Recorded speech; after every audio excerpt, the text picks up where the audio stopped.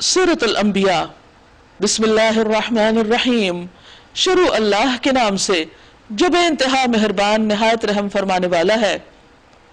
اقترب للناس حسابهم وهم فی غفلۃ معرضون، قریب آ گیا ہے لوگوں کے حساب کا وقت اور وہ ہے کہ غفلت میں منہ موڑے ہوئے ہیں، یعنی ہر انسان اپنی زندگی کے دن پورے کرتا چلا جا رہا ہے اور اس کی موت نہایت قریب ہے۔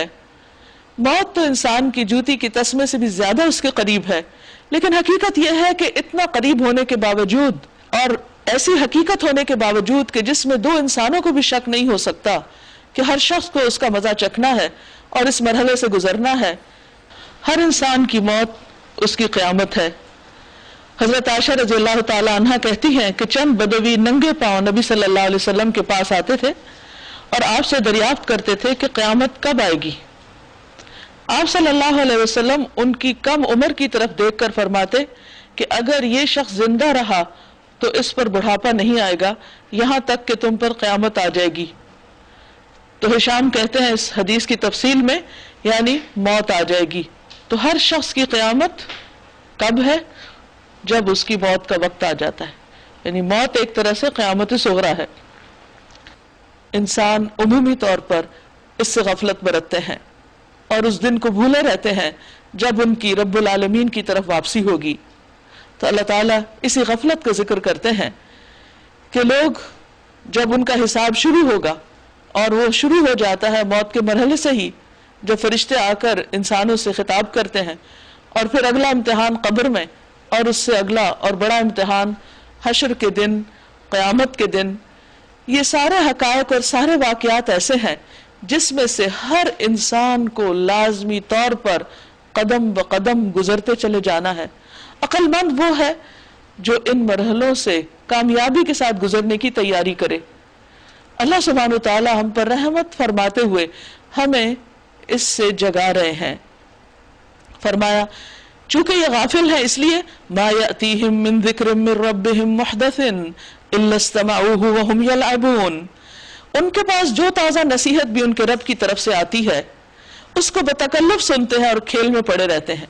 یعنی قرآن مجید ہو، اللہ کی آیات ہو، ان کو ایک رسم سمجھ کر پڑھ بھی لیتے ہیں، سن بھی لیتے ہیں اور اس کے بعد پھر اپنی دنیا میں مگن ہو جاتے ہیں۔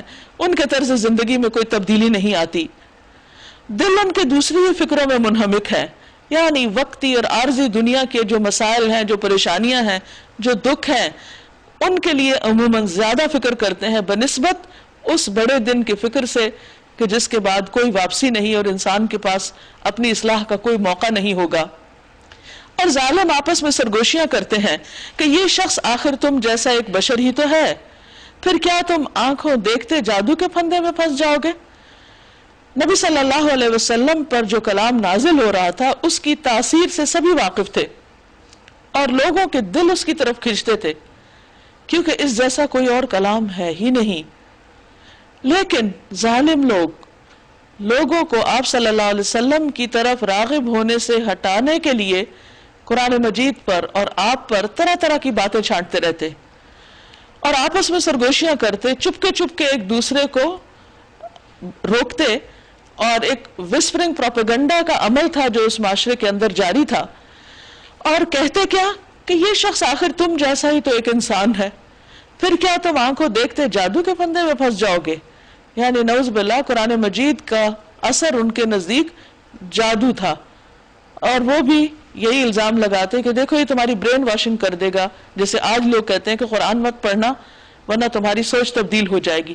سوچنے کی بات یہ ہے کہ سوچ کی تبدیلی کیا بہتر کی طرف ہوتی ہے یا کسی برے راستے کی طرف؟ اگر قرآن مجید انسان کو ایک بہتر انسان بناتا ہے تو پھر اس سے بھاگنے کی ضرورت نہیں، اس کی طرف آنے کی ضرورت ہے اور اس کے مطابق ہمیں اپنی زندگیوں میں تبدیلی لانے کی ضرورت ہے۔ کیوں؟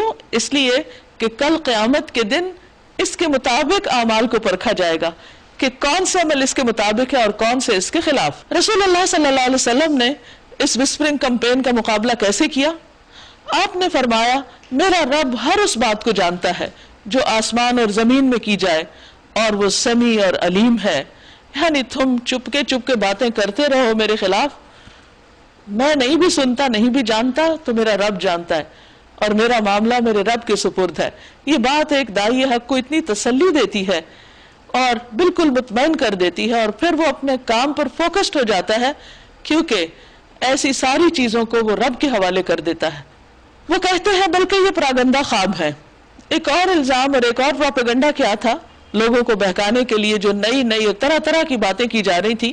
وہ کہتے تھے یہ شخص رات کو کچھ خواب دیکھ لیتا ہے اور ادھر ادھر کی الجھی باتیں، اور پھر دن کو وہ لوگوں کو سنانا شروع کر دیتا ہے.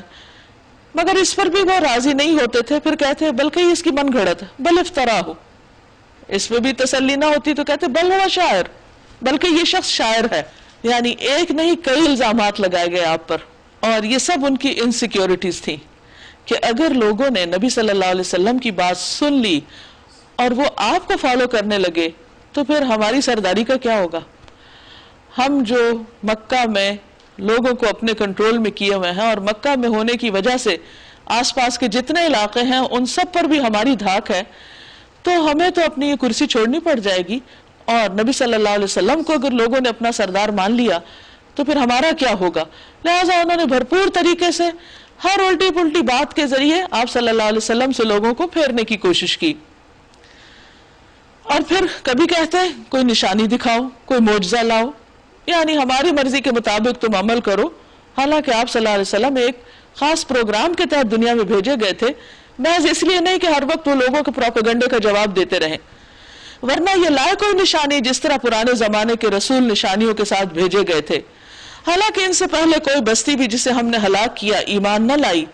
اب کیا یہ ایمان لائیں گے؟ یعنی نشانیاں بہت فائدہ نہیں دیتی. بہت سے لوگوں نے نشانیاں دیکھی اور پھر بھی نہ مانے.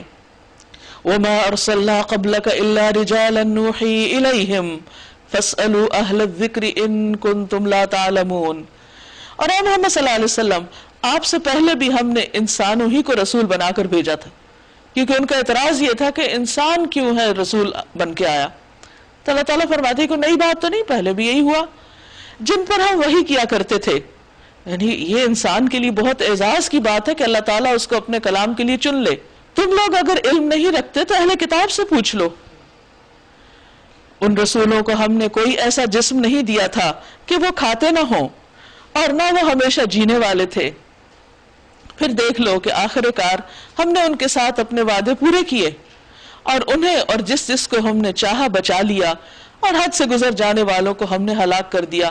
تو ان کو تاریخ سے سبق لینے کے لیے کہا جا رہا ہے کہ دیکھو کس طرح وہ لوگ برباد ہوئے، اور بچا کون؟ جو اللہ پر ایمان لایا، جس نے اللہ کی طرف بلایا. اس لیے اہل مکہ تم بھی اپنے مستقبل کو، اپنے انجام کو سامنے دیکھ لو، کہیں ایسا نہ ہو کہ وہی تاریخ دوبارہ تم پہ دہرائی جائے. لقد انزلنا الیکم کتابا فیہ ذکرکم افلا تعقلون. لوگو، ہم نے تمہاری طرف ایک ایسی کتاب بھیجی ہے جس میں تمہارا ہی ذکر ہے، تمہاری ہی باتیں، تمہاری اصلاح کا پروگرام ہے. کیا تم نہیں سمجھتے؟ تم عقل سے کام نہیں لیتے؟ یعنی انسان کو کوئی بھی تحریر، کوئی بھی کلام، کوئی بھی بات وہ بہت ہی اچھی لگتی ہے جس میں اس کا ذکر ہو. تو یہاں تو سب کچھ ہے ہی انسان کے بارے میں، اور اے انسان تو ہی اس کا مخالف ہو گیا. گویا اپنے پاؤں پہ خود کلہاڑی مار رہے ہو اس کتاب کی، اور اس کتاب کے لانے والے کی مخالفت کر کے، اور بھیجنے والے کے مقابلے میں تکبر کر کے. یہ بات تمہارے لیے فائدہ مند نہ ہوگی. وَكَمْ قَسَمْنَا مِنْ قَرْيَةٍ كَانَتْ ظَالِمَةً. کتنی ہی بستیاں جنہوں نے ظلم کیا، جو ظالم تھیں، ان کو ہم نے پیس کر رکھ دیا، اور ان کے بعد کسی دوسری قوم کو اٹھایا، ایک کے بعد ایک. قوم نوح، قوم عاد، قوم سمود. جب ان کو ہمارا عذاب محسوس ہوا تو لگے وہاں سے بھاگنے. کہا گیا بھاگو نہیں، جاؤ اپنے انہی گھروں اور عیش کے سامانوں میں جن کے اندر تم چین کر رہے تھے، وہیں رہو، شاید کہ تم سے پوچھا جائے. بات یہ ہے کہ ہر انسان کے اوپر زندگی میں طرح طرح کی آزمائشیں آتی، اور یہ اس لیے آتی ہیں تاکہ انسان سمجھے، اس کی نگاہوں کا پردہ ہٹے، وہ حقیقت کو دیکھے، وہ آخرت کے حساب کتاب کے بارے میں سنجیدگی اختیار کرے. لیکن ہوتا کیا ہے، جب تک وہ مادی دنیا میں رہتا ہے وہ جاگتا نہیں. جب تک اس کے آس پاس عیش و عشرت کے سامان ہوتے ہیں وہ گہری نیند سوتا ہے. جاگتا کب ہے؟ فرمایا جب ان کے اوپر عذاب آیا، قالوا یا ویلنا انا کنا ظالمین، ہائے ہماری کم بختی، بے شک ہم خطاوار تھے۔ یعنی انسان غفلت سے اس وقت جاگتا ہے جب مادی سہارے اس سے چھوٹ جاتے ہیں، جب تک اس کے مال، اسباب، رشتہ دار، دوست، دنیا کی اور نعمتیں اس کے آس پاس ہوتی ہیں، فراوان ہوتی ہیں، وہ سمجھتا ہے کہ یہ میلے ہمیشہ ایسے ہی لگے رہیں گے، وہ انہی میں اٹھتا بیٹھتا، کھاتا پیتا، ہنستا کھیلتا، اپنے غم دکھ درد چھوٹے موٹے جو اس پہ آتے ہیں وہ ان سے بانٹ کر آرام پاتا ہے۔ لیکن جب انسان کو حقیقی معنوں میں دنیا کی بے وفائی کا یقین ہو جاتا ہے کہ کوئی بھی اپنا نہیں، کوئی بھی ایسی مشکل، کوئی بھی ایسا دکھ اور تکلیف جس میں سب ساتھ چھوڑ جاتے ہیں، پھر وہ ہوش میں آتا ہے کہ واقعی یہ دنیا کی حقیقت ہے اور آخرت تو اس سے بھی زیادہ سخت ہے، تو کیا بنے گا؟ لیکن جب بڑی پکڑ آتی ہے تو پھر انسان واپس نہیں پلٹ سکتا۔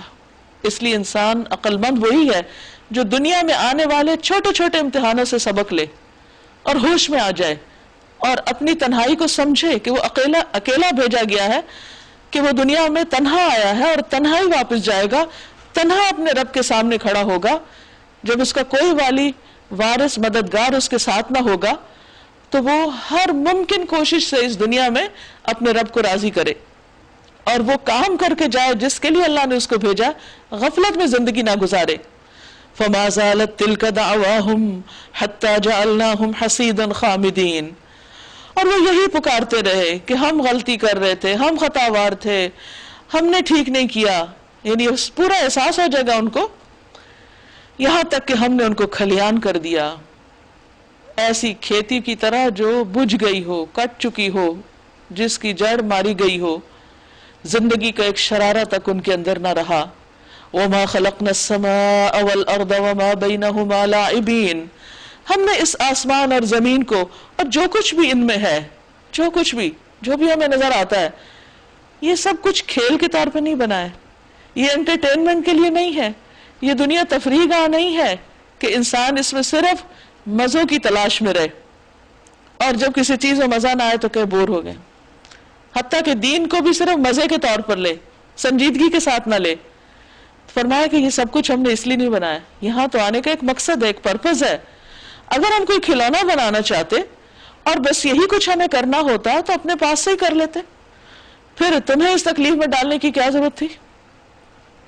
مگر ہم تو باطل پر حق کی چوٹ لگاتے ہیں جو اس کا سر توڑ دیتی اور وہ دیکھتے ہی دیکھتے مٹ جاتا ہے، اور تمہارے لیے تباہی ہے ان باتوں کی وجہ سے جو تم بناتے ہو، کیونکہ انسان کی غلطی ہمیشہ یہی ہے کہ وہ حق کے مقابلے میں ایسی تعویلیں کر لیتا ہے کہ جس کی وجہ سے وہ حق کو جھٹلا سکے یا اس کا انکار کر دے اور اپنے آپ کو مطمئن بھی کر لے، اور جو مزے وہ کر رہا ہے وہ کرتا چلا جائے اور اپنی مرضی کے مطابق زندگی بسر کرے، حالانکہ یہ اس کی سب سے بڑی بھول اور اس کا سب سے بڑا دھوکہ ہے۔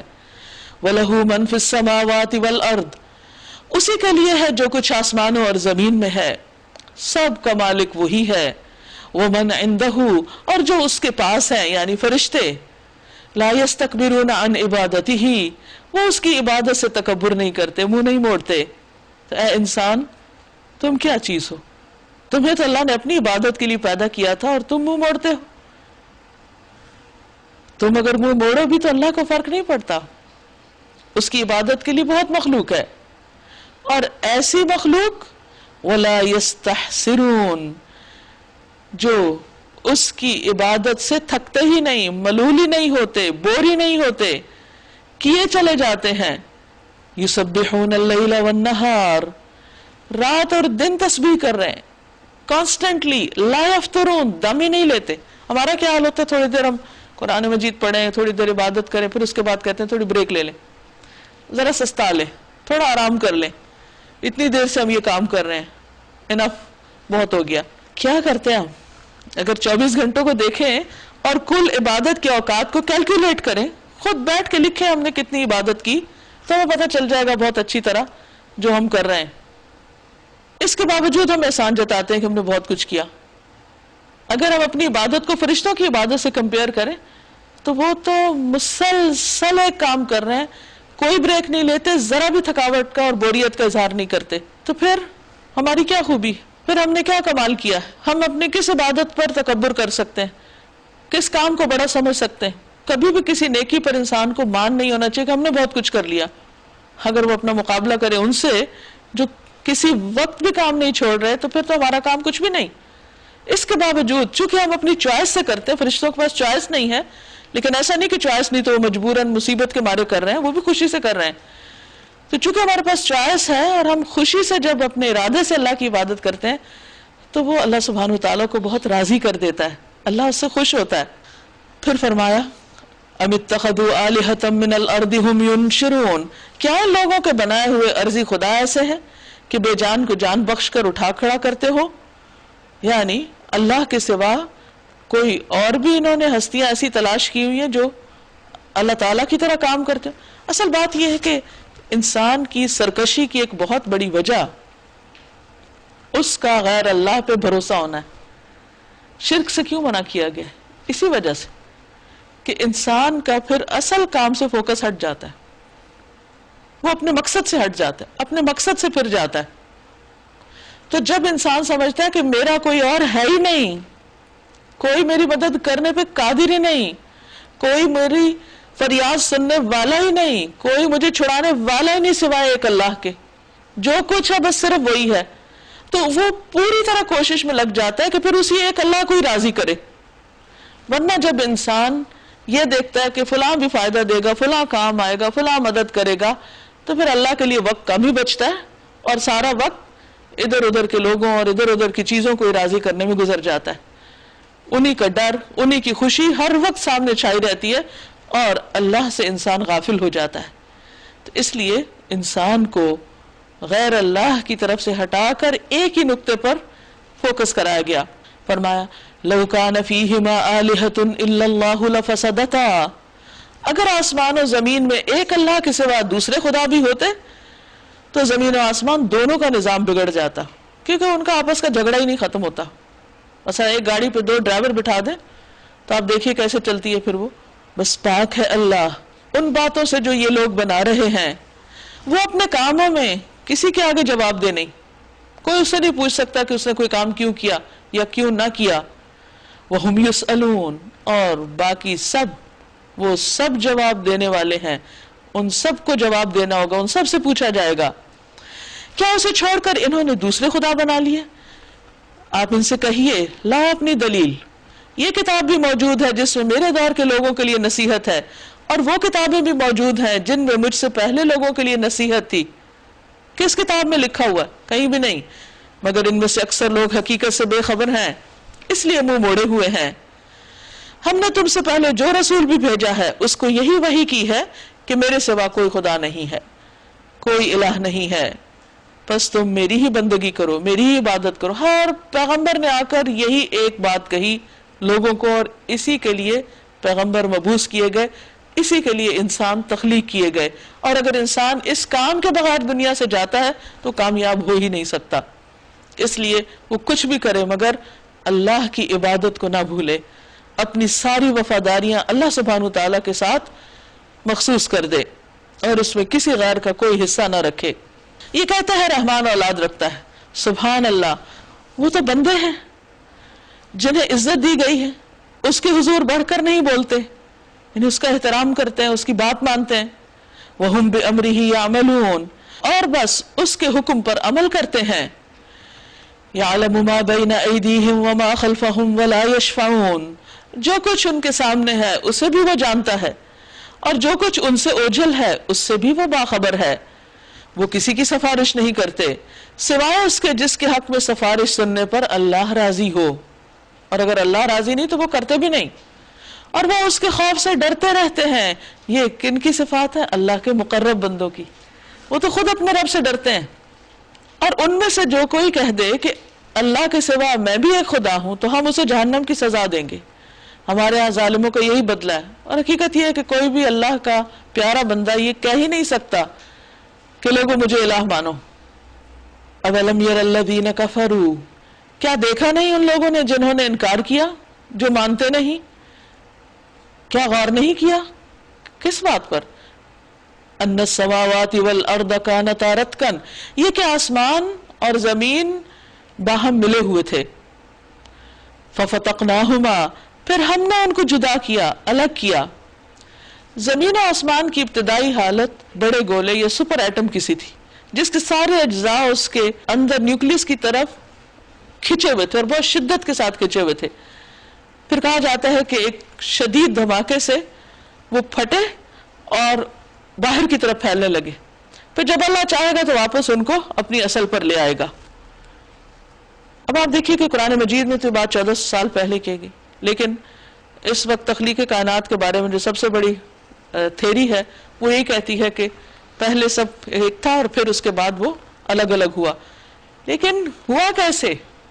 اگر وہ اتنی شدت سے اندر کی طرف کھچے ہوئے تھے تو وہ کون سی طاقت تھی جس نے اس کو باہر کی طرف پھاڑ کے پھیلا دیا، اس کو توڑ کے باہر کی طرف پھیلانا شروع کر دیا اور وہ پھیلتا ہی چلا جا رہا، پھیلتا ہی چلا جا رہا، نئی نئی گیلیکسیز وجود میں آ رہی. یہ کرنے والا کون ہے؟ اللہ سبحانہ وتعالیٰ فرماتے ففتقناہما، ہم نے ان دونوں کو الگ کیا. یہ کرنے والے ہم ہیں، خود سے نہیں ہوا. وجعلنا من الماء كل شيء حي، اور ہم نے پانی سے ہر زندہ چیز کو پیدا کیا. افلا یؤمنون، کیا وہ ایمان نہیں لائیں گے؟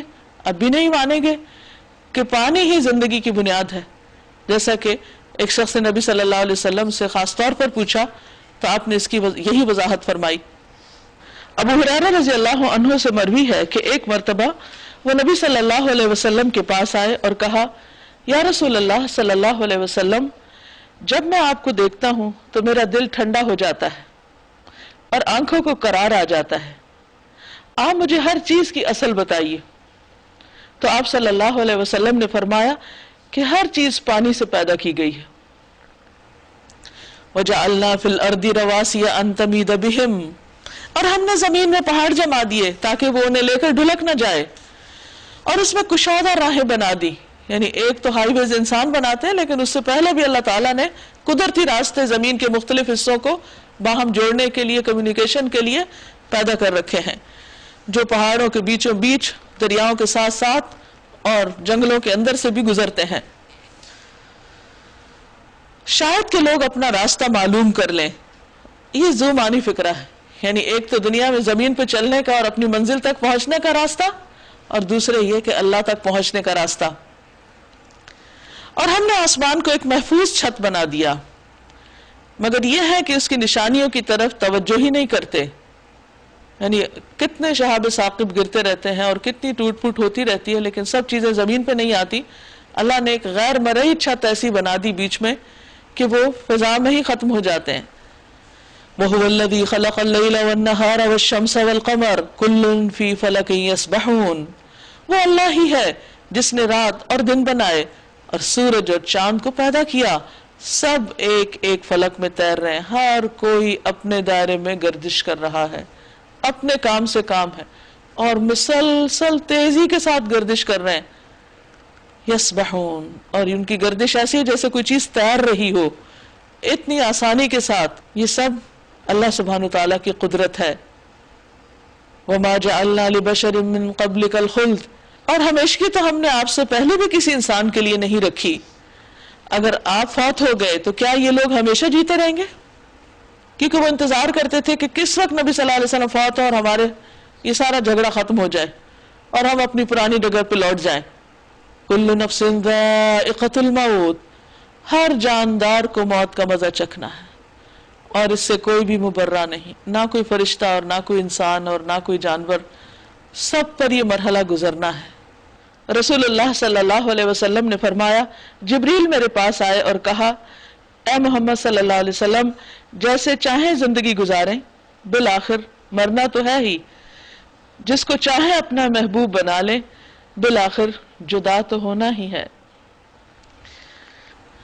اور ہم اچھے اور برے حالات میں ڈال کر تم سب کی آزمائش کر رہے ہیں.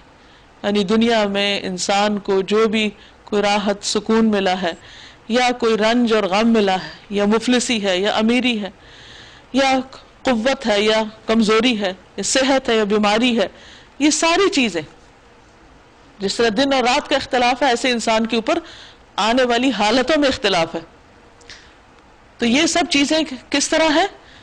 یہ ساری چیزیں انسان کے لیے ایک امتحان ہے، آزمائش ہے. وَإِلَيْنَا تُرْجَعُونَ، اور ہماری طرف تم لوٹائے جاؤ گے، ہماری طرف تم کو پلٹنا ہے. یعنی بالآخر ایک دن یہ سلسلہ ختم ہوگا اور سب کے پیپرز واپس لے لیے جائیں گے، امتحان کا وقت ختم، گھنٹہ بج جائے گا، موت آ جائے گی اور انسان اگلی دنیا کی طرف ٹریول کر جائیں گے. وَإِذَا رَآكَ الَّذِينَ كَفَرُوا إِن يَتَّخِذُونَكَ إِلَّا هُزُوًا، یہ منکرین حق جب تمہیں دیکھتے ہیں تو تمہارا مذاق بنا لیتے ہیں. کہتے ہیں کیا یہ ہے وہ شخص جو تمہارے خداؤں کا ذکر کرتا ہے، یعنی ان کو نگیٹ کرتا ہے، اور ان کا اپنا حال یہ ہے کہ رحمان کے ذکر سے منکر ہے. یعنی ان کو یہ تو بڑی فکر ہے کہ جو انہوں نے خدا بنا رکھے ہیں ان کے بارے میں کیا کہا جا رہا ہے. تو ان کو یہ خیال نہیں کہ جس رب نے سب کو بنایا ہے اور خود ان کو بنایا ہے، وہ اس کے ساتھ کیا معاملہ کر رہے ہیں، اس کی یاد میں کیسی کوتاہی کر رہے ہیں، اس کے حق میں کیسا ظلم کر رہے ہیں اوروں کو اس کا درجہ دے کر. خلق الانسان من عجل، انسان جلد باز مخلوق ہے، یعنی جلدی گھبرا جاتا ہے اور جلدی پریشان ہو جاتا ہے اور جلدی نتائج چاہتا ہے. ابھی میں تم کو اپنی نشانیاں دکھائے دیتا ہوں، جلدی مت مچاؤ. ہوتا یہ کہ جب کوئی بیماری آتی ہے، کوئی تکلیف ہوتی ہے تو ہم کہتے ہیں کہ کب مدد آئے گی، حالات تنگ ہوتے ہیں تب بھی، اور اگر ہم کو اچھا کام کر لیں تو پھر بھی چاہتے ہیں کہ اچھا جلدی سے کوئی نتیجہ سامنے آ جائے جو ہم نے کیا ہے. تو دعا مانگی ہے تو فوراً قبول کیوں نہیں ہو رہی، اور اگر کسی نے برا کیا ہے تو اس کو جلدی سے پکڑ کیوں نہیں لیا گیا. اللہ سبحانہ وتعالی ہمارے طریقے پہ کام نہیں کرتا کہ ہم جو چاہتے ہیں وہ ہونے لگے. اس کا اپنا ایک طریقہ ہے اور ایک وقت مقرر ہے جس میں ہر انسان کو اچھا یا برا کرنے کی مہلت دی گئی ہے، اس لیے وہ جلدی نہیں پکڑتا. یہ لوگ کہتے ہیں آخر یہ دھمکی کب پوری ہوگی اگر تم سچے ہو، عذاب کیوں نہیں آتا. کاش ان کافروں کو اس وقت کا کچھ علم ہوتا جبکہ یہ اپنے منہ آگ سے نہ بچا سکیں گے، نہ اپنی پیٹھیں، اور نہ ان کو کہیں سے مدد پہنچے گی. وہ بلا اچانک آئے گی اور انہیں اس طرح یکلخت دبوچ لے گی کہ یہ اس کو دفع نہ کر سکیں گے، اور نہ ان کو لمحہ بھر ہی مہلت مل سکے گی. مذاق آپ سے پہلے بھی رسولوں کا اڑایا جا چکا ہے، مگر ان کا مذاق اڑانے والے اسی چیز کے پھیر میں آ کر رہے جس کا وہ مذاق اڑاتے تھے. اے محمد صلی اللہ علیہ وسلم ان سے کہیے کون ہے جو رات کو یا دن کو تمہیں رحمان سے بچا سکتا ہو، یعنی اگر اللہ تعالیٰ پکڑنا چاہے تو ہے کوئی جو تمہیں چھڑائے. مگر یہ اپنے رب کی نصیحت سے منہ موڑ رہے ہیں، پھر بھی نہیں سمجھتے. کیا یہ کچھ ایسے خدا رکھتے ہیں جو ہمارے مقابلے میں ان کی حمایت کریں؟ کیونکہ ایسے ہی کچھ سہارے ہوتے ہیں جو انسان کو اللہ سے غافل کرتے ہیں. وہ تو نہ خود اپنی مدد کر سکتے ہیں اور نہ ہماری ہی تائید ان کو حاصل ہے. اصل بات یہ ہے کہ ان لوگوں کو اور ان کے آباء و اجداد کو ہم زندگی کا سر و سامان دیے چلے گئے یہاں تک کہ ان کو دل لگ گئے، یعنی اللہ تعالیٰ کی مہربانیوں کی وجہ سے یہ لوگ غلط فہمی میں پڑ گئے. یہی انسان کی بھول ہے. افلا يرون انا نأتي الارض ننقصها من اطرافها، کیا انہیں نظر نہیں آتا کہ ہم زمین کو مختلف سمتوں سے گھٹاتے چلے آ رہے ہیں. یعنی ان پر دنیا میں بھی زندگی تنگ ہو رہی ہے، اور اب تو یہ تھیوری بھی پیش کی جا رہی ہے کہ زمین کا سائز بھی سکڑ رہا ہے. پھر کیا یہ غالب آ جائیں گے؟ یعنی اللہ تعالیٰ جب ان پر وسائل کو تنگ کر دے گا تو یہ ممکن نہیں کہ پھر یہ اللہ کے پیغمبر کو مغلوب کر سکیں. ان سے کہہ دیجئے کہ میں تو وحی کی بنا پر تمہیں متنبع کر رہا ہوں، مگر بہرے پکار کو نہیں سنا کرتے جبکہ انہیں خبردار کیا جائے. اور اگر تیرے رب کا عذاب ذرا سا بھی انہیں چھو جائے تو ابھی چیخ اٹھے کہ ہائے ہماری کم بختی، بے شک ہم خطاوار تھے. قیامت کے روز ہم ٹھیک ٹھیک تولنے والے ترازو رکھ دیں گے. وَنَضَعُ الْمَوَازِينَ الْقِسْطَ لِيَوْمِ الْقِيَامَةِ فَلَا تُظْلَمُ نَفْسٌ شَيْئًا وَإِنْ كَانَ مِثْقَالَ حَبَّةٍ مِّنْ خَرْدَلٍ أَتَيْنَا بِهَا وَكَفَى بِنَا حَاسِبِينَ. قیامت کے روز ہم ٹھیک ٹھیک تولنے والے ترازو رکھ دیں گے، یعنی انسانوں کے نامہ اعمال تولے جائیں گے. پھر کسی شخص پر ذرہ برابر بھی ظلم نہ ہوگا. جس کا رائی کے دانے برابر بھی کچھ کیا دھرا ہوگا، یعنی رائی کا دانہ بہت ہی چھوٹا دانہ ہوتا ہے، یعنی اتنا سا بھی اگر کسی نے کوئی نیک عمل کیا ہے وہ ہم سامنے لے آئیں گے، چھپا نہ رہے گا. اور حساب لگانے کے لیے ہم کافی ہیں، یعنی کسی اور سے مدد بھی نہیں چاہیے، اللہ تعالیٰ خود ہی فیصلہ کرے گا. وَلَقَدْ آتَيْنَا مُوسَى وَهَارُونَ الْفُرْقَانَ وَضِيَاءً، وَضِيَاءً وَذِكْرًا لِّلْمُتَّقِينَ۔ پہلے ہم موسیٰ علیہ السلام اور ہارون علیہ السلام کو فرقان اور روشنی اور ذکر عطا کر چکے ہیں ان متقی لوگوں کی بھلائی کے لیے جو بے دیکھے اپنے رب سے ڈریں اور جن کو حساب کی اس گھڑی کا کھٹکا لگا ہو۔ اور اب یہ بابرکت ذکر ہم نے تمہارے لیے نازل کیا ہے، وَهَذَا ذِكْرٌ مُبَارَكٌ أَنزَلْنَاهُ أَفَأَنْتُمْ لَهُ مُنْكِرُونَ، پھر کیا تم اس کو قبول کرنے سے انکار کرتے ہو؟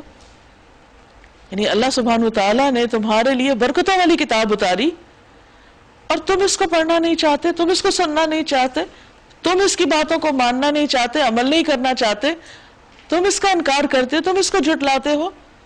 نقصان کس کا ہوگا؟ اسی کا جو اتنے فائدے والی چیز کو اپنے سے دور کر دے۔ پھر ابراہیم علیہ السلام کی مثال دی گئی، وَلَقَدْ آتَيْنَا إِبْرَاهِيمَ رُشْدَهُ مِن قَبْلُ وَكُنَّا بِهِ عَالِمِينَ۔ اس سے بھی پہلے ہم نے ابراہیم علیہ السلام کو اس کی ہوش مندی بخشی تھی، رشد عطا کی تھی، اور ہم اس کو خوب جانتے تھے۔ یاد کرو وہ موقع جبکہ اس نے اپنے باپ اور اپنی قوم سے کہا تھا، یہ مورتیں کیسی ہیں جن کے تم لوگ گرویدہ ہو رہے ہو، یعنی چند بت ہیں خوبصورت سجا کے رکھے ہوئے ہیں اور ان پہ تم ریجھ رہے ہو۔ انہوں نے جواب دیا، ہم نے اپنے باپ دادا کو ان کی عبادت کرتے پائے نہیں، اور کوئی دلیل نہیں تھی سوائے اس کے کہ آباء و اجداد کا طریقہ ہے۔ اس نے کہا تم بھی گمراہ اور تمہارے باپ دادا بھی سری گمراہی میں پڑے ہوئے تھے۔ انہوں نے کہا کیا تو ہمارے سامنے اپنے اصلی خیالات پیش کر رہا ہے یا مذاق کر رہا ہے؟ یہ کیسی باتیں ہو رہی؟ کیونکہ ایسی بات تو انہوں نے کبھی کسی سے سنی نہ تھی، تو ان کے لیے تو بڑی شاکنگ نیوز تھی کہ ایک شخص اٹھ کے ان کے صدیوں کے طریقوں کو جو اسٹیبلش ہو چکے تھے ان کے کلچر میں، ان کو چیلنج کر رہا ہے۔ یہ تو بڑی حیرت کی بات ہے۔ اس نے جواب دیا نہیں، بلکہ فی الواقع تمہارا رب وہی ہے جو زمین اور آسمانوں کا رب اور ان کا پیدا کرنے والا ہے۔ اس پر میں تمہارے سامنے گواہی دیتا ہوں، اور خدا کی قسم میں تمہاری غیر موجودگی میں ضرور تمہارے بتوں کی خبر لوں گا۔ یعنی اگر تم میری دلیل سے بات نہیں سمجھتے تو میں تمہیں پھر عملی طریقے سے بتاؤں گا کہ بت کچھ بھی نہیں کر سکتے، وہ تو اپنا بھی دفاع نہیں کر سکتے۔ چنانچہ اس نے ان کو ٹکڑے ٹکڑے کر دیا، یعنی جب وہ پجاری وغیرہ وہاں نہیں تھے تو موقع پا کے انہوں نے سارے بت توڑ ڈالے اور صرف ان کے بڑے کو چھوڑ دیا تاکہ وہ اس کی طرف رجوع کریں، اس سے پوچھیں کہ باقیوں کا کیا حال ہوا۔ انہوں نے آ کر بتوں کا یہ حال دیکھا تو کہنے لگے ہمارے خداؤں کا یہ حال کس نے کیا؟ بڑا ہی کوئی ظالم تھا وہ۔ بعض بولے ہم نے ایک نوجوان کو ان کا ذکر کرتے سنا تھا جس کا نام ابراہیم ہے۔ انہوں نے کہا تو پکڑ لا اسے سب کے سامنے تاکہ لوگ دیکھ لیں کیا کہ اس کی کیسی خبر لی جاتی۔ اور ابراہیم علیہ السلام اصل میں چاہتے بھی یہی تھے کہ سارے لوگ موجود ہوں اور میں ان کے سامنے حق کی بات رکھوں۔ ابراہیم علیہ السلام کے آنے پر انہوں نے پوچھا کیوں ابراہیم تو نے ہمارے خداؤں کے ساتھ یہ حرکت کی ہے؟ اس نے جواب دیا بلکہ یہ سب کچھ ان کے سردار نے کیا ہے، انہی سے پوچھ لیجئے اگر یہ بولتے ہوں۔ یہ سن کر وہ لوگ اپنے ضمیر کی طرف پلٹے، نہیں تھوڑی دیر سوچ میں پڑ گئے اور دلوں میں کہنے لگے واقعی تم خود ہی ظالم ہو۔ مگر پھر ان کی مت پلٹ گئی، بولے تو جانتا ہے کہ یہ تو نہیں بولتے۔ یہی تو سمجھنے کی بات تھی لیکن انہیں نہ سمجھ آئی۔ ابراہیم علیہ السلام نے کہا پھر کیا تم اللہ کو چھوڑ کر ان چیزوں کو پوج رہے ہو جو نہ تمہیں نفع پہنچا سکتے ہیں نہ نقصان؟ تو پھر تم پر اور تمہارے ان معبودوں پر جن کی تم اللہ کو چھوڑ کر عبادت کر رہے ہو، کیا تم کچھ بھی عقل نہیں رکھتے؟ انہوں نے کہا جلا ڈالو اس کو اور حمایت کرو اپنے خداؤں کی اگر تمہیں کچھ کرنا ہے۔ اب آپ دیکھیے کہ دلیل کے مقابلے میں دھمکی، اور اتنی بڑی دھمکی کہ اس کو ختم کر دینے کا، قتل کر دو کا، جلا ڈالو، کیونکہ جلا کے مارنا کسی کو بہت زیادہ اذیت ناک بھی ہے اور بہت زیادہ وقت بھی لیتا ہے۔ تو انہوں نے بہت ہی سخت قسم کی سزا تجویز کی، اور کس لیے کی؟ ان کنتم فاعلین، اگر تمہیں کچھ کرنا ہے۔ کس کے لیے؟ اپنے خداؤں کی مدد کرنے کے لیے۔ حیرت کی بات ہے کہ خدا تو اس لیے ہے کہ وہ بندوں کی مدد کرے، نہ کہ اس لیے کہ بندے اس کی مدد کریں یا اس کا دفاع کریں۔ ہم نے کہا اے آگ ٹھنڈی ہو جا، قلنا یا نار کونی بردا وسلاما وسلاما علی ابراہیم، اور سلامتی بن جا ابراہیم پر علیہ السلام۔ وہ چاہتے تھے کہ ابراہیم علیہ السلام کے ساتھ برائی کریں مگر ہم نے ان کو بری طرح ناکام کر دیا۔ یعنی ابراہیم علیہ السلام کو سب نے مل کے جو آگ میں پھینکا تو آگ ان پر ٹھنڈی ہوگی، اور ابراہیم علیہ السلام صحیح سلامت آگ سے باہر آ گئے کہ ایک خراش بھی ان کے جسم پر نہیں آئی تھی. یہ اتنی حیران کن بات تھی، اتنا بڑا معجزہ تھا کہ اگر وہ تھوڑی سی بھی عقل سے کام لیتے تو بات سمجھ جاتے، لیکن انہوں نے سمجھ کر نہ دی. کیونکہ انسان جب ایک غلط رستے پہ پڑ جاتا ہے یا اندھیروں میں چلا جاتا ہے تو پھر اس کو بڑی بڑی چیزیں بھی نظر نہیں آتی اور وہ انجانے میں انہی سے ٹکرے مارتا رہتا ہے. نبی صلی اللہ علیہ وسلم نے فرمایا ابراہیم علیہ السلام کو جب آگ میں ڈالا گیا تو زمین کے ہر جانور نے آگ بجھانے کی کوشش کی سوائے گرگٹ کے کہ یہ اس میں پھونک مار رہا تھا تاکہ اور بھڑکے. اس لیے رسول اللہ صلی اللہ علیہ وسلم نے اس کو مارنے کا حکم دیا، یعنی وہ ایک طرح سے فسادی جانور ہے. اور ہم اسے اور لوط علیہ السلام کو بچا کر اس سرزمین کی طرف نکال لے گئے جس میں ہم نے دنیا والوں کے لیے برکتیں رکھی ہیں، یعنی شام اور فلسطین کی جگہ. ہم نے اسے اسحاق علیہ السلام عطا کیے اور یعقوب علیہ السلام اس پر مزید، اور ہر ایک کو صالح بنایا. اب دیکھیے اولاد تو بہت لوگوں کے پاس ہوتی ہے، لیکن انسان کے لیے بہت بڑی خوش قسمتی ہے اگر اس کے بچے نیک ہو، اس کی آنکھوں کی ٹھنڈک ہوتے ہیں. تو یہاں فرمایا کہ انہوں نے تو اس کو ختم کرنے کے لیے آگ میں ڈالنے کی کوشش کی، لیکن اللہ تعالیٰ نے ان کو برکتوں والی زمین عطا کی اور اس کے ساتھ ساتھ نیک اولاد. وَجَعَلْنَاهُمْ أَئِمَّةً يَهْدُونَ بِأَمْرِنَا، اور ہم نے ان کو امام بنا دیا، ان کے بچوں کو جو ہمارے حکم سے رہنمائی کرتے تھے، اور ہم نے انہیں وحی کے ذریعے نیک کاموں کی، نماز قائم کرنے کی اور زکوٰۃ دینے کی ہدایت کی، اور وہ ہمارے عبادت گزار تھے. وَكَانُوا لَنَا عَابِدِينَ وَلُوطًا آتَيْنَاهُ حُكْمًا وَعِلْمًا، اور لوط علیہ السلام کو ہم نے حکم اور علم بخشا، حکمت عطا کی، معرفت دی، نبوت دی. اب آپ دیکھیے کہ ابراہیم علیہ السلام بہت زبردست ویژنری تھے. ایک طرف اسحاق علیہ السلام ہیں فلسطین میں، دوسری طرف مکہ میں ابراہیم علیہ السلام کے بیٹے اسماعیل ہیں، پھر ایک اور علاقے میں ان کے بھتیجے لوط علیہ السلام ہیں.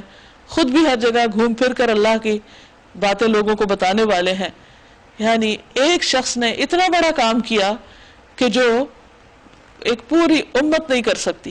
تو یہاں اسی لیے ساتھ ہی لوط علیہ السلام کا ذکر بھی آیا.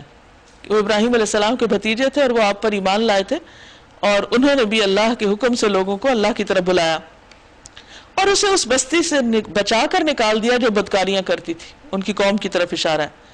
در حقیقت وہ بڑی ہی بری فاسق قوم تھی، حد سے بڑھنے والی. اور لوط علیہ السلام کو ہم نے اپنی رحمت میں داخل کیا، وہ صالح لوگوں میں سے تھا. اب سب کی ایک خوبی بیان ہو رہی ہے، اور وہ کیا کہ وہ نیک لوگ تھے، اچھے لوگ تھے. وَنُوحًا إِذْ نَادَىٰ مِن قَبْلُ، اور یہی نعمت ہم نے نوح علیہ السلام کو دی، یاد کرو جبکہ ان سب سے پہلے اس نے ہمیں پکارا تھا، اس نے دعا مانگی تھی، جو اپنی قوم کی اصلاح کی مسلسل کوشش کے بعد انہوں نے تھک کے مانگی تھی کہ اللہ میں مغلوب ہو گیا ہوں، تو ہی انتقام لے، تو میری مدد کر. فاستجبنا له، تو ہم نے اس کی دعا قبول کر لی. فنجیناہ واہلہ من الکرب العظیم، تو ہم نے اسے اور اس کے گھر والوں کو کرب عظیم سے نجات دی.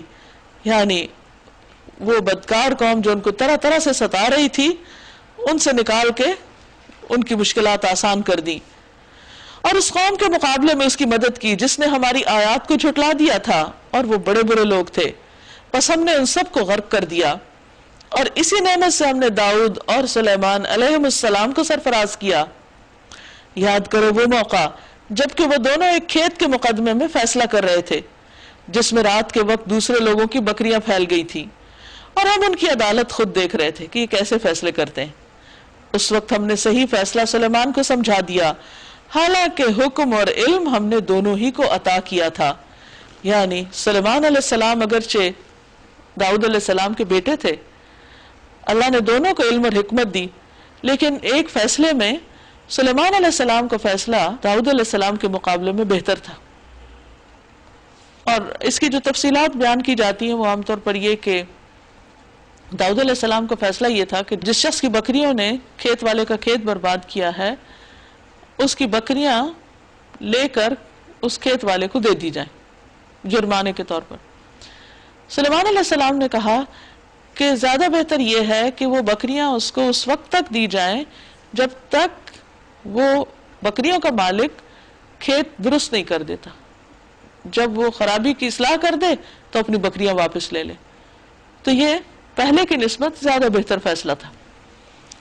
فَفَهَّمْنَاهَا سُلَيْمَانَ، تو ہم نے صحیح فیصلہ سلیمان علیہ السلام کو سمجھا دیا، حالانکہ حکم اور علم ہم نے دونوں کو ہی عطا کیا تھا.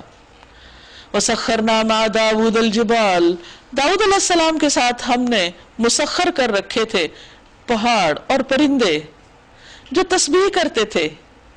یعنی جب داؤد علیہ السلام اللہ کی حمد بیان کرتے، زبور کے جو مختلف ہمز تھی اس کے اندر اللہ کی تعریف کے کلمات وہ پڑھتے بہت خوبصورت آواز میں، تو پرندے بھی ان کے ساتھ شریک ہو جاتے، اور پہاڑوں کے بیچ میں جب وہ پڑھتے تو اس کی گونج سے ایک عجب سما پیدا ہو جاتا.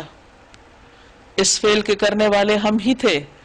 یعنی پچھلی بات کے فوراً بعد داؤد علیہ السلام کی خاص تعریف کی گئی کہ کہیں یہ نہ سمجھا جائے کہ داؤد علیہ السلام کا مقام کچھ کم ہے یا ان کی عبادت کچھ کم تھی.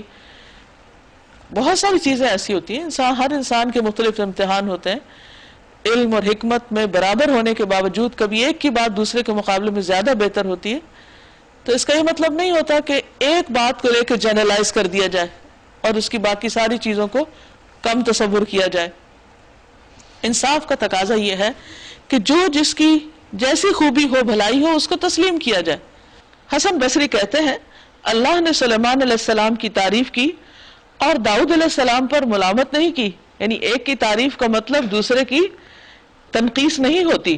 اگر دو انبیاء کا حال جو اللہ نے ذکر کیا ہے نہ ہوتا تو میں سمجھتا کہ قاضی تباہ ہو رہے ہیں، کیونکہ اللہ تعالیٰ نے سلیمان علیہ السلام کی تعریف ان کے علم کی وجہ سے کی اور داؤد علیہ السلام کو ان کے اجتہاد میں معذور قرار دیا. یعنی ان کا فیصلہ جو تھا یہ نہیں کہ وہ غلط تھا، لیکن سلیمان علیہ السلام کا فیصلہ زیادہ بہتر تھا. تو یہاں اللہ تعالیٰ ان کی مزید خوبیوں کا ذکر کرتے ہیں. اور ہم نے اس کو تمہارے فائدے کے لیے زرع بنانے کی صنعت سکھا دی تھی تاکہ تم کو ایک دوسرے کی مار سے بچائے. پھر کیا تم شکر گزار ہو؟ اصل چیز کیا ہے کہ بندہ اللہ تعالیٰ کی جس بھی نعمت کو استعمال کرے، چھوٹی اور یا بڑی، اس پہ شکر ادا کرے، تو اس طرح اس نعمت کا حق ادا ہوتا ہے. اور سلیمان علیہ السلام کے لیے ہم نے تیز ہوا کو مسخر کر دیا جو اس کے حکم سے اس سرزمین کی طرف چلتی تھی جس میں ہم نے برکتیں رکھی ہیں، یعنی فلسطین کی طرف. ہم ہر چیز کا علم رکھنے والے تھے اور شیاطین میں سے ہم نے ایسے بہت سو کو اس کا تابع بنا دیا تھا. یعنی شیاطین اور جن جو تھے سلیمان علیہ السلام کے کنٹرول میں کر دیے، جو اس کے لیے غوطے لگاتے، یعنی سمندروں کے اندر، اور طرح طرح کی چیزیں نکال لاتے اور اس کے سوا دوسرے کام کرتے تھے. ان سب کے نگران ہم ہی تھے، یعنی اللہ کے حکم سے یہ سب کچھ کر رہے تھے. وَأَيُّوبَ إِذْ نَادَىٰ رَبَّهُ، اور ایوب علیہ السلام جب اس نے اپنے رب کو پکارا، انی مسنی الضر وانت ارحم الراحمین، کہ یا رب مجھے تکلیف ہو گئی ہے، مجھے بیماری لگ گئی ہے اور تو ارحم الراحمین ہے، سب سے بڑھ کے رحم فرمانے والا ہے. فاستجبنا له، ہم نے اس کی دعا قبول کر لی. فکشفنا ما به من ضر، ہم نے اس کی تکلیف کو اس سے دور کر دیا. وآتیناہ اہلہ ومثلہم معہم، اور ہم نے اس کے اہل و عیال اور ان جیسے اور بھی اس کو عطا کیے. رحمتا من عندنا، اپنی خاص رحمت کے طور پر.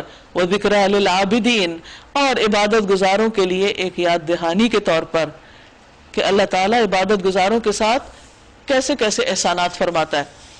ایوب علیہ السلام کے بارے میں آتا ہے کہ اللہ تعالیٰ نے ان کو دین اور دنیا کی ہر نعمت دے رکھی تھی، یعنی مال اولاد، فصلیں، کھیت، سونا چاندی، علم، حکمت، نبوت، عبادت کی توفیق، ہر بھلائی. اور کہا جاتا ہے کہ وہ اپنے وقت کے سب سے بڑے انسان تھے اس اعتبار سے، سب سے زیادہ نعمتیں ان کے پاس تھیں.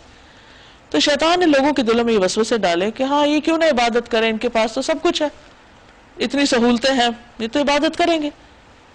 تو بہرحال اللہ سبحانہ وتعالیٰ نے ایوب علیہ السلام کی آزمائش کر لی، اور ہوا یہ کہ ان کے پاس جو کچھ تھا سب ختم ہو گیا، مال و دولت چلا گیا، جانور مویشی مر گئے، فصلیں سوکھ گئیں، بچے چلے گئے، وہ بھی فوت ہو گئے، سوائے بیوی کے کوئی پاس نہ رہا، دوستوں نے چھوڑ دیا، کوئی قریب نہیں لگتا تھا کہ جسمانی بیماری لگ گئی، کوئی چیز ایسی نہیں تھی کہ جس میں ان کی آزمائش نہ ہوئی ہو.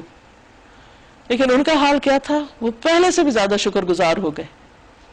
وہ اللہ سے ناراض نہیں ہوئے، کہنے لگے یا رب جب یہ ساری چیزیں تھی میرے پاس تو بھی میں اپنا نرم گرم بستر چھوڑ کے تیری عبادت کے لیے اٹھتا تھا، میں تیرا شکر ادا کرتا تھا، مجھے کبھی ان چیزوں پر تکبر نہیں تھا، لیکن جب یہ سب کچھ تو نے لے لیا تو اب میرے اور تیرے بیچ میں اب کچھ بھی نہ رہا، میں اور زیادہ تیرے قریب ہو گیا۔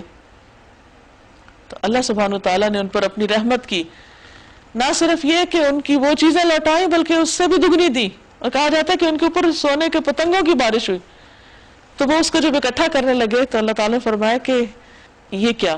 تو انہوں نے کہا کہ اللہ تعالیٰ مجھے اس کی ضرورت نہیں، لیکن میں تیری برکت سے محروم نہیں ہونا چاہتا، کہ تو مجھے دے رہا تو میں اسے لے رہا ہوں۔ تو شکر گزاری کے طور پر تو کسی نعمت کو شکر کے خوش ہو کر لینا اور اس کو خوش دلی کے ساتھ قبول کرنا اور اس کو صحیح جگہ استعمال کرنا، یہ بھی اللہ کو راضی کرتا ہے۔ یعنی صرف تکلیف پر صبر ہی نہیں بلکہ نعمت پر شکر بھی اللہ تعالیٰ کے قرب کا ذریعہ بنتا ہے۔ وَإِسْمَاعِيلَ وَإِدْرِيسَ وَذَا الْكِفْلِ، یہی نعمت اسماعیل اور ادریس اور ذوالکفل علیہ السلام کو ہم نے دی، یعنی حکمت، علم، نبوت، کہ جس کی بنا پر انسان صحیح طور پر زندگی بسر کرتا ہے۔ یہ سب صابر لوگ تھے، کل من الصابرین۔ ان کا ذکر ایوب علیہ السلام کے بعد آیا، ان کا سب سے پہلے، کیونکہ سب سے زیادہ درجہ صبر میں ان کا بلند تھا۔ وَأَدْخَلْنَاهُمْ فِي رَحْمَتِنَا، اس صبر کی وجہ سے ہم نے انہیں اپنی رحمت میں داخل کیا۔ انہم من الصالحین، بے شک وہ صالح لوگوں میں سے تھے، ان کے لیے بھی یہی گواہی کہ وہ نیک تھے۔ وَذَنُّونِ إِذْ ذَهَبَ مُغَاضِبًا، اور مچھلی والے کو بھی ہم نے نوازا، مراد یونس علیہ السلام۔ کہیں ان کا نام لیا گیا قرآن مجید میں، کہیں ذنون کہا گیا، کہیں صاحب الحوت کہا گیا ہے، اور انہیں مچھلی والے اس لیے کہا گیا کہ وہ مچھلی کے پیٹ میں چلے گئے تھے۔ جب وہ ناراض ہو کے چلے گئے، کس سے؟ اپنی قوم سے، کہ مانتی کیوں نہیں۔ ہوا یہ تھا کہ قوم پر عذاب کا فیصلہ آیا تو انہوں نے جلدی کی قوم کو چھوڑ کر وہاں سے نکلنے کی، جبکہ ابھی اللہ کا حکم نہیں آیا تھا۔ اب دیکھیے کہ پیغمبر ہر کام اللہ کی حکم کے آنے کے بعد کرتے ہیں، یعنی اٹ واز انڈرسٹوڈ کہ ایسا ہونا ہے، انہیں اب یہاں سے نکلنا ہے، لیکن وہ چند لمحوں کے ہی فرق تھا۔ تو یہ چیز اللہ تعالیٰ کو پسند نہ آئی۔ نبی صلی اللہ علیہ وسلم نے بھی اس وقت تک ہجرت نہیں کی جب تک آپ کو اجازت نہیں ملی، حکم نہیں آیا۔ اتنی زیادہ احتیاط کرتے تھے پیغمبر۔ بہرحال جب وہ نکلے تو ناراض ہو کر ساحل کی طرف گئے، وہاں دیکھا ایک کشتی آ رہی ہے، اس پر بیٹھے اور چل پڑے۔ اب جو ہی کشتی تھوڑی آگے گئی تو وہ ڈوبنے لگی۔ تو اس دور میں یہ گمان ہوتا تھا کہ اگر کوئی غلام اپنے آقا سے بھاگ کر آئے اور وہ کسی کشتی میں بیٹھ جائے تو کشتی ڈوبتی۔ تو انہوں نے کہا کہ کون ہے ایسا شخص؟ کوئی نہیں بولا۔ تو انہوں نے قرآن اندازی کی تو نام یونس علیہ السلام کا نکلا، انہوں نے اٹھا کے ان کو سمندر میں پھینک دیا۔ پھینکنا ہی تھا کہ وہ مچھلی کے منہ میں چلے گئے۔ وہاں مچھلی کے پیٹ میں اندھیرے اور مچھلی خود سمندر کی تہوں میں چلی گئی، اور اندھیروں پر اندھیرے، کسی قسم کی کوئی روشنی کی کرن نہ تھی، کہاں سے کہاں پہنچ گئے، ہر انتہائی غم کی حالت میں کہ یہ کیا ہو گیا ہے۔ فنادا فی الظلمات، ان اندھیروں میں اس نے جا کے پکارا، اللہ الہ الا انت سبحانک انی کنت من الظالمین، نہیں کوئی الہ، نہیں کوئی معبود مگر تو ہی، تو پاک ہے، تیری کوئی غلطی نہیں، تجھ میں کوئی عیب نہیں، تیرا ہر فیصلہ درست ہے۔ انی کنت من الظالمین، میرا ہے سب قصور، میں ہی ظالموں میں سے، میری غلطی ہے، میری خطا ہے۔ اب دیکھیے ایک بندہ وہ ہوتا ہے کہ جب اس پر تکلیف ہے تو اللہ تعالیٰ کو مورد الزام ٹھہراتا ہے، اس سے شکوہ کرنے لگتا ہے کہ اللہ نے میرے ساتھ ایسا کیوں کر دیا، اور ایک وہ ہے کہ وہ کہتا ہے کہ اس میں اللہ تعالیٰ کا تو کوئی قصور نہیں، تو میری اپنی غلطی ہے، اور یہ غلطی کا اعتراف اللہ تعالیٰ کو بہت پسند ہے۔ فاستجبنا له، ہم نے اس کی دعا سن لی، ونجیناہ من الغم، ہم نے اس کو غم سے نجات دے دی۔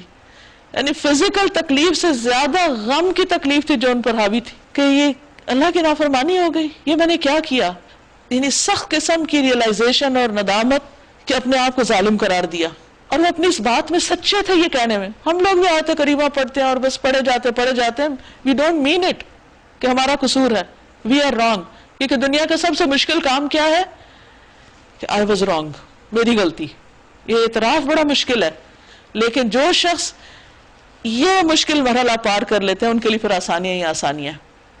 ان کے لیے پھر اندھیروں سے دن نکل آتا ہے، روشنی ہو جاتی ہے، آسانیاں ہو جاتی ہیں. لیکن یہ بڑا ہی کڑوا گھونٹ ہے کہ کوئی شخص اپنی غلطی کو سمجھے اور اس کو پھر مان جائے. یہ بہت کم ہوتا ہے، لیکن جو مان جائے تو اللہ تعالیٰ فرماتے ہیں وَكَذَلِكَ نُنْجِي الْمُؤْمِنِينَ، اور اسی طرح ہم مومنوں کو بچایا کرتے ہیں. جو بھی ان جیسا اخلاق اور کردار اپنائے گا ان کے لیے یہی جزا ہے. سعد رضی اللہ عنہ کہتے ہیں ہم نبی صلی اللہ علیہ وسلم کے پاس بیٹھے تھے، آپ نے فرمایا کیا میں تمہیں ایسی دعا نہ بتاؤں کہ جب کسی رنج و الم اور آزمائش میں مبتلا شخص اس کو پڑھے تو اس کی تکلیف دور ہو جائے. کہا گیا کیوں نہیں، ضرور بتلائیے. آپ صلی اللہ علیہ وسلم نے فرمایا وہ مچھلی والے کی دعا ہے، لا الہ الا انت سبحانک انی کنت من الظالمین. وزکریا، اور زکریا علیہ السلام اذ نادى ربہ، جب اس نے اپنے رب کو پکارا، ربی اے میرے رب لا تذرنی فردا، مجھے اکیلا نہ چھوڑ، وانت خیر الوارثین، اور تو بہترین وارث ہے. بہترین وارث تو تو ہی ہے، تو ہی باقی رہے گا، ہم سب تو جانے والے ہیں، لیکن تیرے کام کے لیے ایک مددگار چاہیے. بس ہم نے اس کی دعا قبول کر لی اور اسے یحییٰ عطا کیا اور اس کی بیوی کو اس کے لیے درست کر دیا، یعنی وہ بچہ پیدا کرنے کے قابل ہو گئی. یہ سب کون تھے جن کی اتنی دعائیں سنی گئیں؟ انہم کانوا یسارعون فی الخیرات، یہ سب نیکیوں میں بہت جلدی کرنے والے تھے، نیکیوں کے لیے دوڑنے والے تھے. اب ہم اپنا حال بھی دیکھیں، اپنی خواہشات کے پیچھے تو ہر شخص دوڑ رہا ہے، لیکن نیکی کے کام میں مثلا مسجد جانا ہو یا کسی غریب کی مدد کرنا ہو یا کسی بھی خیر اور بھلائی کے کام کے لیے، اللہ کے دین کے لیے نکلنا ہو تو ہمارا طریقہ کیا ہوتا ہے؟ کتنی دفعہ سوچتے ہیں، کئی کیسی تعویلیں بعض اوقات کر رہے ہوتے ہیں کہ یہ کام نہ ہی کرنا پڑے. لیکن یہ لوگ ہمارے لیے بہترین نمونہ، یہ ہے صراط الذین انعمت علیہم، یہ ہے وہ لوگ جن پر اللہ نے انعام کیا، یہ ہے ان لوگوں کا راستہ. انہم کانوا یسارعون فی الخیرات، یہ سب بھلائیوں میں بہت جلدی کرتے تھے. ویدعوننا رغبا ورہبا، اور یہ ہمیں رغبت اور خوف کے ساتھ پکارتے. نیکی کے کاموں میں دوڑ دو، بھاگ دوڑ، محنت، کوشش، اور ساتھ ساتھ دعائیں، امید سے بھی، رغبت کے ساتھ بھی، اور ڈر سے بھی. اور ایمان ان دو چیزوں کے بیچ میں ہوتا ہے، امید اور خوف کے بیچ میں. اچھا ہماری دعا سن لی جائے گی، کبھی کیا پتہ نہ سنی جائے، اچھا اور مانگتے ہیں. یعنی ان کا اپنے رب کے ساتھ تعلق بہت مضبوط ہوتا ہے. وَكَانُوا لَنَا خَاشِعِينَ، اور وہ ہمارے آگے خشوع کرنے والے، بہت ہمبل تھے، جھکے ہوئے تھے، دبے ہوئے تھے، ان کے اندر کسی قسم کا کوئی تکبر نہ تھا. ایسا ہی ہوتا ہے ایک نیک انسان. وَالَّتِي أَحْسَنَتْ فَرْجَهَا فَنَفَخْنَا فِيهَا مِن رُوحِنَا، مردوں کے ذکر کے بعد ایک عورت کا ذکر کیا اور اس کی خوبی بتائی. اور وہ خاتون جس نے اپنی عصمت کی حفاظت کی، ساری زندگی ان کی شادی نہیں ہوئی لیکن انہوں نے اپنی شہوانی خواہشات پر قابو پایا. اللہ اس کی تعریف کر رہا ہے کہ انہوں نے کہیں کسی قسم کی کوئی غلط حرکت نہیں کی، ان کی صفائی بیان کر رہا ہے. اور ایک عورت کی سب سے بڑی خوبی یہی ہوتی ہے کہ وہ اپنی عزت و عصمت کی حفاظت کرے. ہم نے اس کے اندر اپنی روح سے پھونکا اور اسے اور اس کے بیٹے کو دنیا بھر کے لیے نشانی بنا دیا. یہ تمہاری امت حقیقت میں ایک ہی امت ہے، یہ سب ایک ہی سلسلے کے لوگ ہیں، اور میں تمہارا رب ہوں، پس تم سب میری عبادت کرو. وَتَقَطَّعُوا أَمْرَهُمْ بَيْنَهُمْ كُلٌّ إِلَيْنَا رَاجِعُونَ، مگر یہ لوگوں کی کارستانی ہے کہ انہوں نے آپس میں اپنے دین کو ٹکڑے ٹکڑے کر ڈالا. یعنی ایک اللہ کی عبادت کی بجائے، اس کے راستے پہ چلنے کی بجائے خواہشات کے پیچھے چلنے لگے، اوروں کو خدا بنا لیا، اوروں کو سینٹر آف لائف بنا لیا، اوروں کی عقیدت کے گن گانے لگے، لہذا دین ٹکڑوں میں بٹ گیا. کلن الینا راجعون، یہ سب ہماری طرف آنے والے ہیں. جنہوں نے دین میں ایسی خرابیاں پیدا کی، یہ سب ہمارے پاس آئیں گے، پھر ہم ان کو بتائیں گے کہ انہوں نے کیا کیا. فَمَن يَعْمَلْ مِنَ الصَّالِحَاتِ، تو کرنا کیا چاہیے؟ نیک کام کرنے چاہیے، اللہ کو راضی کرنے کی فکر ہونی چاہیے انسانوں سے بڑھ کر. فَمَن يَعْمَلْ مِنَ الصَّالِحَاتِ، جو نیک عمل کرے گا، نیک عمل کے لیے شرط اول اخلاص ہے. وَهُوَ مُؤْمِنٌ، اور وہ مومن بھی ہے، اللہ پر ایمان رکھتا ہے، کیونکہ ایمان کے بغیر نیک عمل قبول نہیں. فَلَا كُفْرَانَ لِسَعْيِهِ، اس کی کوشش کا انکار نہ کیا جائے گا، ناقدری نہ ہوگی. وَإِنَّا لَهُ كَاتِبُونَ، اور ہم اسے لکھ رہے ہیں، سب کچھ ریکارڈڈ ہے. اور ممکن نہیں کہ جس بستی کو ہم نے ہلاک کر دیا وہ پھر پلٹ سکے، یہاں تک کہ جب یاجوج ماجوج کھول دیے جائیں گے اور ہر بلندی سے وہ نکل پڑیں گے اور وعدہ برحق کے پورا ہونے کا وقت قریب آ جائے گا. یعنی یاجوج ماجوج کا آنا قیامت کی نشانیوں میں سے ایک ہے جس کا ذکر متعدد احادیث میں پایا جاتا ہے. نبی صلی اللہ علیہ وسلم نے فرمایا جب یاجوج ماجوج کو کھول دیا جائے گا اور وہ لوگوں پر اس طرح خروج کریں گے، اس طرح نکلیں گے جیسے اللہ تعالیٰ نے فرمایا کہ وہ ہر بلندی سے پھسلتے ہوئے محسوس ہوں گے، یعنی سلپ کرتے ہوئے، تو وہ روئے زمین پر چھا جائیں گے اور مسلمان اپنے اپنے شہروں اور قلعوں میں سمٹ جائیں گے. اور خاص طور پر یہ بات کہ وہ بلندی سے نکل پڑیں گے، یعنی یوں لگے گا جیسے اوپر سے پھسل کے آ رہے ہیں. حقیقت تو اللہ ہی جانتا ہے، تبھی پتہ چلے گی جب وہ سامنے آئیں گے. اور وعدہ برحق کے پورا ہونے کا وقت قریب آ لگے گا، یعنی پھر قیامت بہت قریب آ جائے گی. تو یکایک ان لوگوں کے دیدے پھٹے کے پھٹے رہ جائیں گے، ڈر کے مارے، خوف کے مارے. جنہوں نے کفر کیا تھا کہیں گے ہائے ہماری کم بختی، ہم اس چیز کی طرف سے غفلت میں پڑے ہوئے تھے بلکہ ہم خطا کار تھے. جب سارے سہارے چھٹ جائیں گے تو پھر اپنی غلطیاں یاد آئیں گی. اور تمہارے وہ معبود جنہیں تم پوچھتے ہو جہنم کا ایندھن ہے، وہی تم کو جانا ہے. اگر یہ واقعی خدا ہوتے تو وہاں نہ جاتے، ان سب کو ہمیشہ اسی میں رہنا ہے. یعنی بتوں کو بھی، اور خاص طور پر وہ جو خود چاہیں کہ ہماری عبادت کی جائے، ان کو بھی اپنے پیروکاروں کے ساتھ جہنم میں جانا ہوگا، چاہے وہ انسان ہو یا پتھر ہو یا کچھ بھی، تاکہ ان کے پیروکاروں کو، فالوورز کو پتہ چلے کہ ان کی کیا حقیقت تھی. اگر یہ واقعی خدا ہوتے تو وہاں نہ جاتے، ان سب کو ہمیشہ اسی میں رہنا ہے. وہاں وہ پھنکارے ماریں گے اور حال یہ ہوگا کہ اس میں کان پڑی آواز سنائی نہ دے گی. ان الذین سبقت لهم منا الحسنى اولئک عنها مبعدون. رہے وہ لوگ جن کے لیے ہماری طرف سے بھلائی کا پہلے ہی فیصلہ ہو چکا ہے تو وہ یقیناً اس سے دور رکھے جائیں گے، یعنی جہنم سے. اس کی سرسراہٹ تک نہ سنیں گے، بالکل ان کو پتہ بھی نہیں چلے گا پھر. اور وہ ہمیشہ اپنی من بھاتی چیزوں کے درمیان میں رہیں گے، ساری خواہشات پوری ہوں گی. وہ انتہائی گھبراہٹ کا وقت ان کو ذرا پریشان نہ کرے گا. اور ملائکہ بڑھ کر ان کو ہاتھوں ہاتھ لیں گے، زبردست استقبال. یہ تمہارا وہی دن ہے جس کا تم سے وعدہ کیا جاتا تھا، کیونکہ وہ اس دن سے ڈرتے ہوئے زندگی بسر کر رہے تھے. وہ دن جب کہ آسمان کو ہم یوں لپیٹ کر رکھ دیں گے جیسے تومار میں اوراق لپیٹ دیے جاتے ہیں، رول کر دیے جاتے ہیں. جس طرح ہم نے تخلیق کی پہلے ابتدا کی تھی اسی طرح ہم پھر اس کا اعادہ کریں گے، یعنی جیسے پھیلایا تھا سب چیزوں کو واپس لپیٹ دیں گے. یہ ایک وعدہ ہے ہمارے ذمہ، اور یہ کام ہمیں بہرحال کرنا ہے. اور زبور میں ہم نصیحت کے بعد یہ لکھ چکے ہیں کہ زمین کے وارث ہمارے نیک بندے ہوں گے. اس میں ایک بڑی خبر ہے عبادت گزار لوگوں کے لیے. پیغمبروں کے حالات ہم دیکھتے ہیں کہ ہر قسم کے پیغمبر دنیا میں آئے، ان کو طرح طرح کی نعمتیں بھی ملی، جیسے داؤد اور سلیمان علیہ السلام کا ذکر خاص طور پر یہاں آیا. اور یہاں پر زبور کا ذکر ہے کہ اس میں ہم نے یہ لکھا ہوا ہے کہ دنیا ایسا نہیں کہ جو عبادت کرے اسے چھن جاتی، ان کے لیے بھی ہے، کیونکہ اللہ نے ان نعمتوں کو بندوں کے لیے، اپنے مومن بندوں کے لیے حرام نہیں کیا. لیکن اصل بات ہے کہ آخرت کی ہمیشہ ہمیشہ کی زندگی ان کے حق میں بہتر ہے جو واقعی وفادار ہیں اپنے رب کے.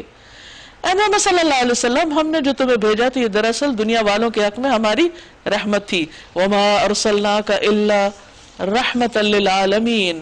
ابو ہریرہ رضی اللہ عنہ سے روایت ہے کہ آپ سے عرض کیا گیا، اے اللہ کے رسول صلی اللہ علیہ وسلم، مشرکین کے خلاف بد دعا فرمائیے. آپ نے فرمایا مجھے لعنت کرنے والا بنا کر نہیں بھیجا گیا بلکہ مجھے تو رحمت بنا کر بھیجا گیا ہے. ان سے کہیے میرے پاس جو وحی آتی ہے وہ یہ ہے کہ تمہارا خدا صرف ایک خدا ہے. توحید کی دعوت ہے. پھر کیا تم سر اطاعت جھکاتے ہو؟ اگر وہ منہ پھیرے تو کہہ دیجئے میں نے علل اعلان تم کو خبردار کر دیا. اب یہ میں نہیں جانتا کہ وہ چیز جس کا تم سے وعدہ کیا جا رہا ہے قریب ہے یا دور. اللہ وہ باتیں بھی جانتا ہے جو بلند آواز سے کہی جاتی ہیں، اور وہ بھی جو تم چھپا کر کرتے ہو، ساتھ پردوں میں کرتے ہو، وہ بھی دیکھتا ہے. میں تو یہ سمجھتا ہوں کہ شاید یہ دیر تمہارے لیے ایک فتنہ ہے اور تمہیں ایک خاص وقت تک کے لیے مزے کرنے کا موقع دیا جا رہا ہے. قال رب احکم بالحق. آخر کا رسول نے کہا ہے میرے رب حق کے ساتھ فیصلہ کر دے. وربنا الرحمن المستعان علی ما تصفون. اور لوگوں تم جو باتیں بناتے ہو ان کے مقابلے میں ہمارا رب رحمان ہی ہمارے لیے مدد کا سہارا ہے.